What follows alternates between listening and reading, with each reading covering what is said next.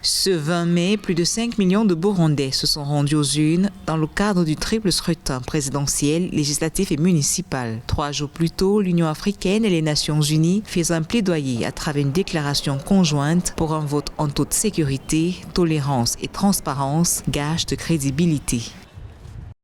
Les élections du 20 mai 2020 ne pourront ouvrir une nouvelle ère de stabilité au Burundi que si le processus électoral est géré de manière pacifique et sécurisée, en toute transparence et indépendance afin que les résultats puissent être considérés comme crédibles et acceptés de tous.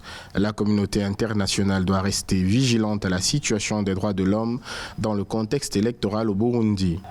Depuis le lancement de la campagne électorale le 27 avril, les acteurs de la société civile ont à plusieurs reprises dénoncé des cycles de violence qui pourraient se transformer en crise post-électorale après le 4 juin, date de la publication des résultats. Le mouvement ITK fait état d'une dizaine de morts et environ 200 arrestations arbitraires, surtout au sein du principal parti d'opposition, le Conseil national pour la liberté. Je voudrais dire qu'on a déjà interdit des communiqués du ministère de la Sécurité, interdisent à qui que ce soit d'assister au dépouillement. Donc ils appellent carrément à un huis clos.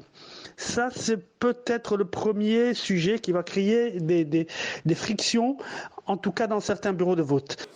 Ce triple scrutin permettra entre autres d'élire le successeur du président sortant Pierre Nkurunziza au pouvoir depuis 2005. Les élections se sont tenues en l'absence d'observateurs internationaux et dans un contexte de confinement quasi mondial alors que la planète fait face au coronavirus.